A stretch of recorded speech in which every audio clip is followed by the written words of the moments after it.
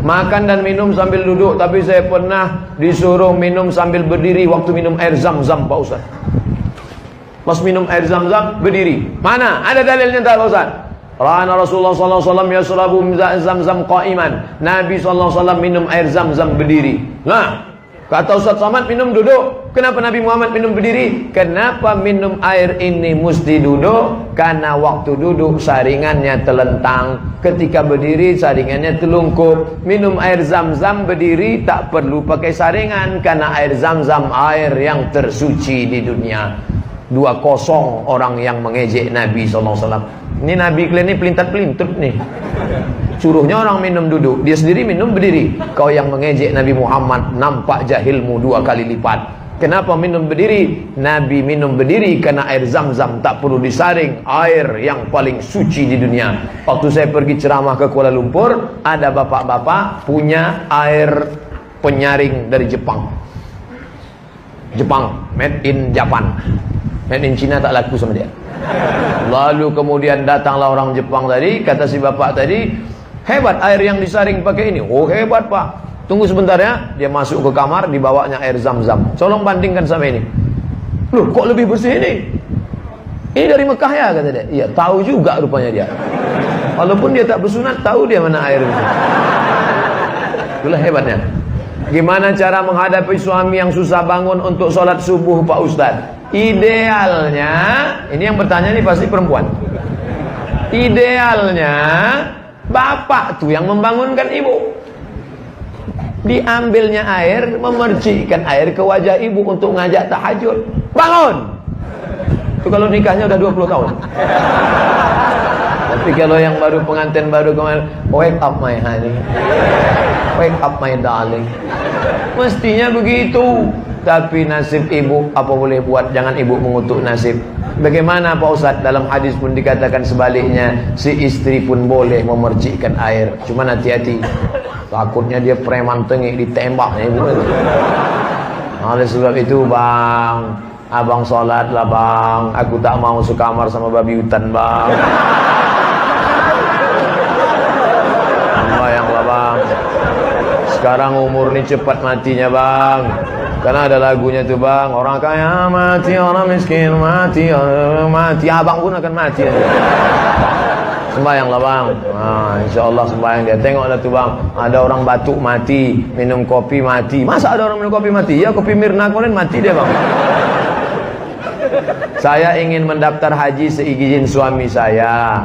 Apakah boleh saya berangkat haji tanpa suami atau tanpa mahram, Pak Ustadz? Pendapat Imam An-Nawawi dari kalangan mazhab Syafi'i, kalau keberangkatan itu untuk haji dan ada aman perjalanan, maka boleh tanpa mahram. Aman, suami izin, aman perjalanannya. Ada ketua kloter, ada tim pembimbing ibadah, ada dokter, 3 orang yang dibiayai oleh negara, lalu kemudian pula ada security, aman, maka boleh berangkat. Bukan kata Abdul Somad, jangan salahkan Abdul Somad. Saya ngutip-ngutip aja nih. Kalau mau marah-marah sama imam-imam, jangan sama saya.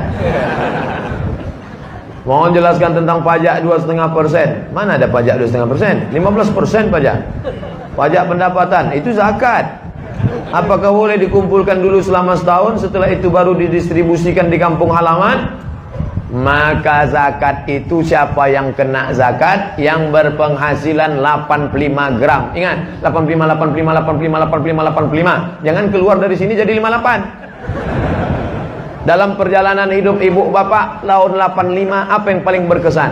Ingat itu, 85 gram emas. Kalau penghasilanku sebanyak itu, maka aku sudah kena zakat. 85 gram sekarang harga emas 500.000, maka 85 kali 500 sama dengan 42.500.000. Dibagi 12 bulan. 42.500.000 bagi 12 sama dengan 3.600.000. Payah ngitung 3.600.000, 4 juta. Siapa yang berhasilan 4 juta, keluarkan zakat 2,5%, 25.000, 25.000, 25.000, 25.000. Yang punya zakat, yang punya duit 4 juta, zakatnya 100.000. Pak Ustadz, saya keluarkan 100.000 tiap bulan atau total 1.200.000? Bagus tiap bulan. Kan sama aja 1.200.000. Jumlahnya sama, setannya beda. Kalau 100.000 ringan. Tapi kalau sudah 1.200.000, allazi waswisu fi sudur. Mau kemana bro? Mau bayar zakat. Berapa? 1.200.000. HP Android 1.300.000. Tengok. Kalau jin yang menggoda kita, bisa kita bacakan ayat kursi. Ini kawan sekantor kita. Kita bacakan sama dia, hafal pula dia dari kita lagi. Maka kalau kita bacakan Allahul Qayyum la ta'khudhuhu sinatun. Kenapa kau bacakan aku? Aku mau bayar zakat, kau goda-goda juga. Tulis besar-besar nih, jangan menggoda saya karena saya rentan tergoda. Seandainya uang pajak pendapatan 2,5% boleh dikumpul, apakah bisa penggunaannya dialihkan untuk membeli kurban? Ini orang terlalu cerdas. Sekali dayung 2-3 pulau terlampau. Hanya zakat saja untuk zakat. Adapun untuk kurban, kau berkurbanlah saudaraku. Berkurban itu hukumnya wajib menurut mazhab Hanafi. Alhamdulillah. Menurut mazhab Maliki, Hambali, Syafi'i sunat muakkad. Saya Syafi'i. Kurbanlah. Fasalli li rabbika wanhar. 2,5 juta. Ingat, duit yang kau simpan tak mau keluar akan keluar juga dengan caranya sendiri. Meletuplah ban, datanglah sakit. Saya bukan nakut-nakuti. Peganglah, silakan, akan keluar dengan caranya sendiri. Ingat, tengok, waspada. Saya ingin mengakikahkan anak saya, tapi saya belum diakikahkan. Mana yang lebih utama? Mengakikahkan anak saya? Karena biaya tak cukup Pak Ustaz. Akikah saya itu tanggung jawab ayah saya. Akikah anak saya itu tanggung jawab saya. Ketika saya punya duit 2,5 juta, saya lunasi tanggung jawab ayah saya atau tanggung jawab saya? Tanggung jawab saya. Saya punya duit 2,5 juta, anak lahir, maka saya akikahkan anak saya. Setelah saya akikahkan anak saya, rezeki bertambah, sekarang ada duit 5 juta, 2 ekor kambing. Maka saya boleh mengakikahkan diri saya. Bapak ibu yang belum akikah, malam ini ada duit, langsung cari kambing. www.kambing.com. Assalamualaikum Pak Kambing. Salam. Bisa tolong carikan kambing ya besok. Besok siapa yang mau akikah besok, tolong kirim alamat, saya insyaallah datang ke sana. Tapi kalau umur sudah 40-30, akikah saja. Jangan minta ayun pakai marhaban. Marhaba ayyanun. Oh, sangka yang diayun cucu. Oh, penyatuknya itu duduk. Apa hukumnya mengakikahkan anak yang sudah meninggal dunia? Kalau anak itu sudah ditiupkan roh, umur berapa ditiupkan roh? 40 hari air, 40 hari darah, 40 hari daging, 120 hari, gugur dia 5 bulan, atau setelah lahir 2-3 hari, mau diakikahkan orang tuanya, hukumnya mubah. Kalau 7 hari sunnah, tak bisa 7 hari 14, tak hari ke-14 21 tak bisa, tak usah tengok tanggal lagi. Uwais Al-Qarni, dalam hidup kumpul berjamaah pasti banyak perbedaan pendapat. Bagaimana menyikapi orang yang suka menjudge orang lain sebagai ahli bid'ah? Tolong berikan penjelasannya. Kalau bisa berikan rujukan dalilnya.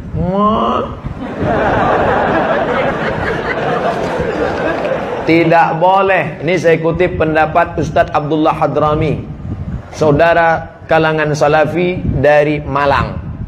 Apa kata Ustaz Abdullah Hadrami? Murid langsung Syekh Ibnu Utsaimin, 4 tahun mulazamah dengan Syekh Utsaimin di Makkah, di Saudi Arabia.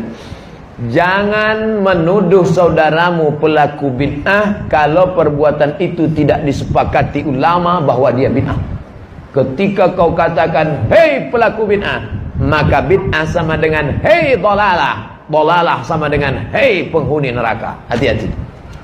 Selama masih ada dalilnya, tak boleh kau katakan itu perbuatan bid'ah. Tapi kalau sepakat ulama bahwa itu bid'ah, maka kau mesti menegakkan bendera kebenaran. Bid'ah, batil, haram. Tapi selama dia tidak bid'ah, ada dalilnya. Dalil dari jauh, dalil dari dekat, dalil am, dalil khas, tak boleh kau katakan bid'ah.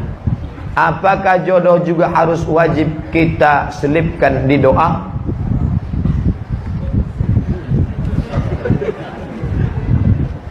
Minta rezeki kepada Allah. Allahumma rzuqna rizqan halalan thayyiba. Istri itu rezeki atau tak rezeki? Rezeki, duit rezeki, kebun rezeki, rezeki, istri rezeki. Makanya kita diajarkan doa, Rabbana hablana min azwajina, berikan kepada kami istri, wa zurriyatina, anak-anak, qurrata a'yun, yang sejuk dipandang mata. Keluar kita dari rumah panas, begitu menengok dia, sejuk mata kita menengok. Masya Allah. Sedang lelah, di kantor ditekan atasan, di jalan kena razia pula. Begitu sampai di rumah, datang dia membawakan sejuk rasa abang. Iya bang, baru hidupkan nasi gitu. Maka mintakanlah. Boleh saya sebut namanya Pak Ustadz? Boleh, tapi jangan kuat-kuat. Ya Allah, berikanlah aku istri yang salihah. Sebutnya kuat, rupanya abang dia pula di sebelah. Adikku tuh kata dia. Bagaimana ijab kabul ketika anak perempuan saya? Bagaimana ijab kabul ketika menikahkan anak perempuan saya? Sedangkan anak perempuan saya itu dulu hamil di luar nikah. Bagaimana menikahkan anak perempuan saya itu? Bisakah saya menikahkannya? Bagaimana ijab kabul ketika menikahkan anak perempuan saya? Sedangkan anak perempuan saya itu dulu hamilnya di luar nikah. Orang yang menikah dalam keadaan istrinya itu hamil, nikahnya sah. Buka kitab Al-Fiqhul Islami wa Adillatu. Kalau anaknya lahir tak perlu diulang. Sah, jangan diulang lagi karena sudah sah. Yang jadi masalah, setelah anak ini lahir muncul 4. Pertama, anak yang lahir itu tak boleh pakai bin dan binti bapaknya, karena tak ada hubungan nasab. 2, kalau anak itu lahir laki-laki, lahir adiknya perempuan, maka dia tak bisa jadi wali bagi adik-adiknya. Karena dia saudara seemak, saudara seayah yang bisa jadi wali, saudara seibu tak bisa jadi wali. 3, kalau ayah ni mati, si anak tak dapat harta warisan. 4, kalau anak ni gadis dipinang orang, bapak tak bisa menikahkannya. Walinya siapa? Fasultan waliyun man la waliyalaha. Walinya wali hakim. Pak Kua menikahkan. Pak Kua, ada yang mau kubicarakan 4 mata. Kata Pak Kua, jangankan 4, 3 pun bisa. Aku 25 tahun lalu bukan orang baik Pak Kua, sekarang memang baik. Kata Pak Kua, memang aku tengok tanda-tandanya. Sudikah Pak Kua menikahkan anakku ini? Insya Allah. Tapi Pak Ustadz, masa saya tak bisa menikahkan dia? Rambutnya, darahnya, air liurnya sudah kami periksa di rumah sakit di Singapura. Ini kata DNA anak saya. DNA tak laku Mas Bro, tak laku. Al-waladu lil firash. Anak diakui kalau setelah akad baru hamil. Sebelum akad, salah saya apa? Salah kau mau tahu? Aku kasih tahu. Iya, mencoblos sebelum hari H. Itu salah. Tak sah menurut KPU.